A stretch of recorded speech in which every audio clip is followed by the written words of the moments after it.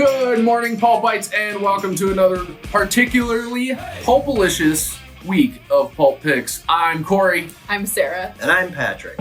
And Sarah, start us off, because Fritz isn't here. The mustache is gone. Sad day. All right, so this week I went with Batgirls number 8. Incredible story. I think I talked last week already about how I love Batman so much. So, of course, here I am again with another Batman-related title.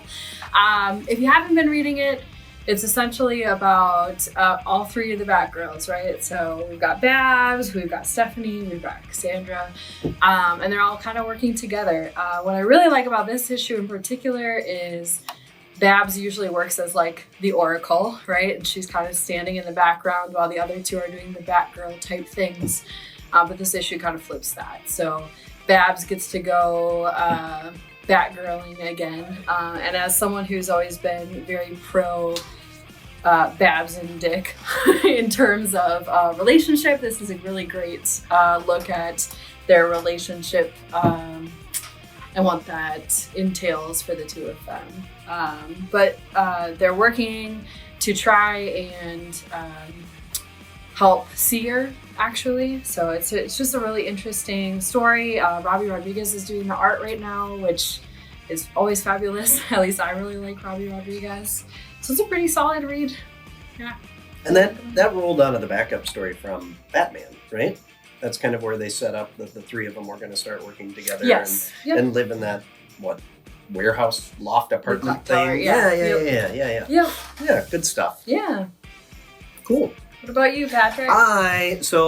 Disclaimer, this issue came out last week, but we got a restock on it. Was it 2 weeks ago? I think it's 2 weeks ago. Yep. But we got a restock on it, and we had so few copies that week that I didn't read it because I didn't want to take anything away from anybody else. But I picked Chip Zdarsky's Public Domain, number 1. We've got copies on the shelf this week, and we had a lot of people that pre-ordered it. We had a lot of people talking about it a couple weeks ago when it came out. There was a lot of buzz around it, and I am really glad that we got more copies in because there were parts that I was laughing during. There were parts that I was kind of scratching my head going, oh, where are we going to go with this story? The gist of it is that it centers around the comic book industry, how ownership of creation works, and how corporations are cashing in on the concepts that creators are coming up with, and they're kind of bastardizing what the original intent was and just cashing in, and how people are just massively consuming this. So, we live in a world where obviously we read a lot of comic books, and we read. I try to be. It's not my entire life. It's not all consuming, right? I mean, I try to keep up on a number of different interests that I have, and I try to be well-rounded about stuff. So do I enjoy the movies and everything that are out there? Yes. Do I love every single superhero movie or comic book adaptation that's ever been done? No, they're not all good. And people who say they are just, drinking the Kool-Aid or whatever.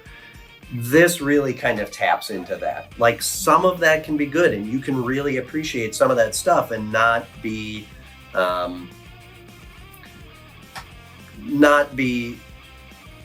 just a Kool-Aid drinker, I guess is kind of the way to put it. But you can also be critical of some of that stuff and know that these are massive corporations for the most part that are just putting this stuff out there without really caring about the creative aspect of it and what goes into coming up with some of these concepts, because all they care about is cashing in.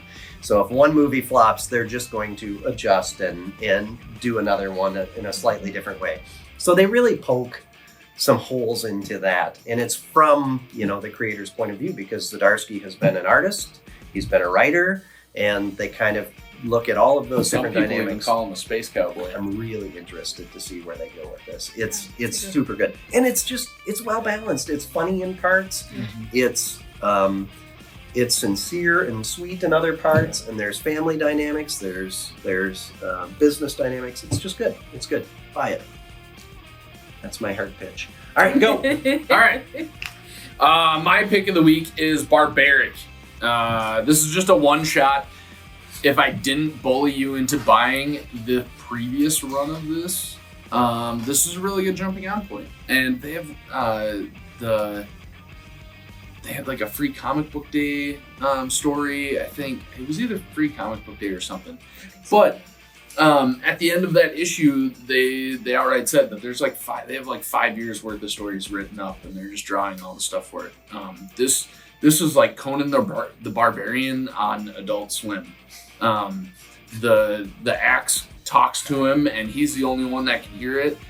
And the axe likes to drink blood, so obviously the axe wants Owen to kill people.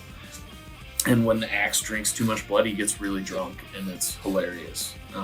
So, like I said, it's Adult Swim, Conan the Barbarian. The art's a lot of fun. It's by Vault, and the paper quality is solid. Like Boom and Vault just kill it on the quality of the paper that they do. So, but yeah, that's my recommendation for the week. And if you don't read it, I'm gonna pick on you because it's just a one shot. You just buy it once, just one time, just once. But I think that's all we have time for this week. So we will catch you guys at 11 a.m. when you come in for new comic book day to pick up all of your comics, and you can tell us what your picks of the week are. And make sure you follow us on Instagram, Facebook, and Twitter at PulpCG, and we'll see you later.